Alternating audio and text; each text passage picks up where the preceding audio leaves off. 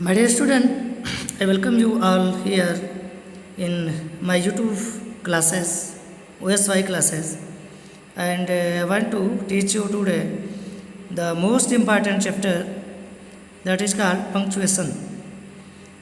So let's begin the remaining things that is most important for all of you. और आइए हम लोग punctuation में जो बहुत ही इम्पॉर्टेंट चीज़ें जो छूटी हुई थी उसको शुरू करते हैं। और यहाँ से इसके पहले मैंने आपको कॉमा वगैरह के बारे में बताया था, तो आज हम लोग कॉलन के बारे में पढ़ेंगे। कॉलन क्या होता है, तो देखो ये कॉलन का मार्क आपको दिख रहा होगा, तो इस प्रकार का मार्क जो कहा जाता है उसको कॉलन कहा जाता है। देखो कॉलन का प्रयोग किसी लिस्ट को, किसी सूची को आरंभ करने या अगर कोई परिभाषा लिखना है, किसी की परिभाषा देना है तो वहाँ करते हैं। इसमें बहुत गलती करते हैं आप लोग। तो जैसे मान लो प्रोनाउन की डिफिनेशन लिखना आपको, तो प्रोनाउन लिखने के बाद आप हाइफन लगा देते हो। उससे ज़्यादा बेहतर ये होता है, उसको भी करते हैं लेकिन ये ज़्यादा बेहतर होता है, तो आप ये कॉलन का चिन्ह यहाँ लगाओ तो ये सही होगा ना। जैसे किसी वार्तालाप को दिखाने के लिए किसी से बातचीत हो रही है, तो किसी की बात को, जैसे सानवी ने कहा कि मैं खेल रही हूँ, तो यहाँ पे उसकी बात को दिखाने के लिए यह कॉलन का चिन्ह लगाते हैं। देखो ये चीज़ें, इसकी लिस्ट जो आप बना रहे थे, तो जब ऐसा लिस्ट बनाते हैं तो यहाँ भी हम कॉलन का चिन्ह लगाते हैं। ठीक है, चलिए नेक्स्ट हम लोग बात करेंगे फुल स्टॉप की। ये फुल स्टॉप आपको पता है किसी असर्टिव या इम्परेटिव सेंटेंस के अंत में हम फुल स्टॉप का चिन्ह लगाते हैं। जैसे आप बिंदी के जैसे ऐसे लगाते हो लास्ट में, जैसे मैंने लिखा प्लीज़ हेल्प मी ना, तो प्लीज़ हेल्प मी लिखा मैंने, तो यहाँ पे अंत में क्या आएगा, ये फुल स्टॉप का मार्क लगा देंगे। जैसे असर्टिव है तो यहाँ पे ठीक। ऐसे ही किसी संक्षिप्त शॉर्ट फॉर्म लिखते हैं तो वहाँ भी फुल स्टॉप का यूज करते हैं।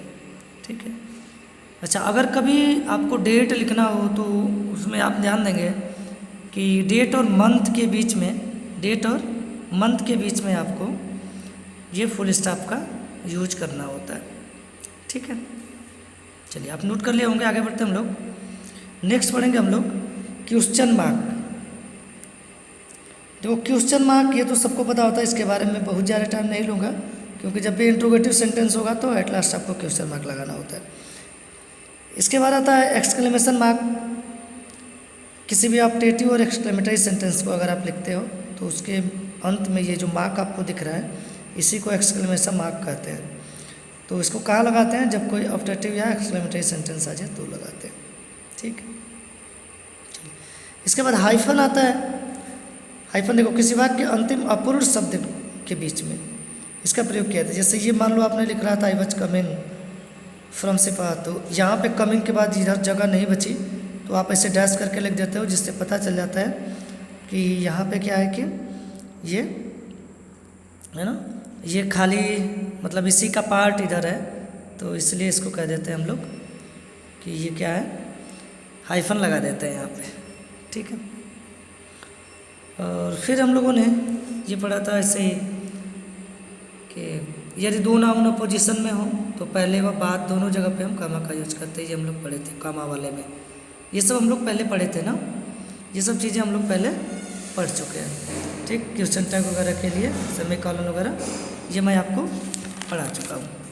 ठीक, आइए इसके बारे में और जानते हैं हम लोग। किसी भी कंपाउंड वर्ड को लिखने के लिए उसके बीच में आप हाइफन लगाते हो। जैसे father in law, brother in law, sister in law ऐसे लिखना, तो आप ये हाइफन का चिन्ह लगाते हो यहाँ। ठीक है, ये बहुत ही इम्पॉर्टेंट मुझे लगता है कि इसको ध्यान में रखना जरूरी है, ये एग्जाम में भी पूछता है।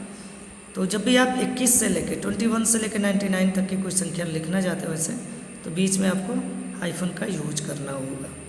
ठीक है माय डियर स्टूडेंट, चलो आगे बढ़ते हम लोग। Inverted comma. इन्वर्टेड कामा का चिन्ह देखो, ये मैंने बता दिया, ये इन्वर्टेड कामा है। डबल इन्वर्टेड कामा कहते हैं इसको, नीचे वाले को सिंगल इन्वर्टेड कामा। जब भी आप डायरेक्ट नरेशन पढ़ोगे तो उसमें जो रिपोर्टेड स्पीच होगी या कोई कोटेशन वगैरह होगा, जैसे ये रिपोर्टेड स्पीच है, तो इसको हम किस में बंद करेंगे, डबल इन्वर्टेड कामा में बंद करेंगे, तो इसको डबल इन्वर्टेड कामा कहते हैं। ठीक, चलो ये देखो कैपिटल लेटर, ये भी पंक्चुएशन का एक इम्पॉर्टेंट फैक्टर है किसी के भी नाम का पहला अक्षर या किसी का उपनाम लिखते, जैसे राजू और यादव, तो दोनों क्या लिखेंगे, वाई और आर, ये कैपिटल लिखेंगे। ठीक। किसी देश, शहर, महीना, भाषा, धर्म, समुदाय, मतलब कोई प्रॉपर नाउन, ठीक है, तो उसका पहला लेटर आप कैपिटल लिखोगे। इसके अलावा भी और चीज़ें होती है, जैसे मान लो कि प्रोनाउन में आई और ओ, उसको आप हमेशा किससे लिखते हो, बड़ा से लिखते हो। जैसे ईश्वर और उसके लिए अगर कोई प्रोनाउन यूज करते हो तो वहाँ पे कैपिटल लिखेंगे। जैसे गॉड लिखना है तो आप जी कैपिटल लिखोगे। अगर हमको कहना है God is kind to his children, God अपने बच्चों के प्रति, तो हिज जो यूज कर रहे हैं ये भी कैपिटल लिखेंगे। ठीक है, तो आज हम लोग ये पढ़ रहे थे पंक्चुएशन, और आई होप आपके लिए ये बेनिफिशियल होगा। और आपको अगर ये अच्छा लग रहा हो तो निश्चित रूप से आप एक कमेंट ड्रॉप करेंगे आपको कैसा लगा। और मेरा चैनल OSY क्लासेस आप ज़्यादा से ज़्यादा लोगों तक पहुँचाएं ताकि मैं अच्छी वीडियो बना सकूँ, अच्छी चीज़ें पढ़ा सकूँ। ठीक है, तो फिर मिलते हैं हम लोग नेक्स्ट वीडियो में नेक्स्ट टॉपिक के साथ। तब तक के लिए best of luck for you. Thanks for watching my videos.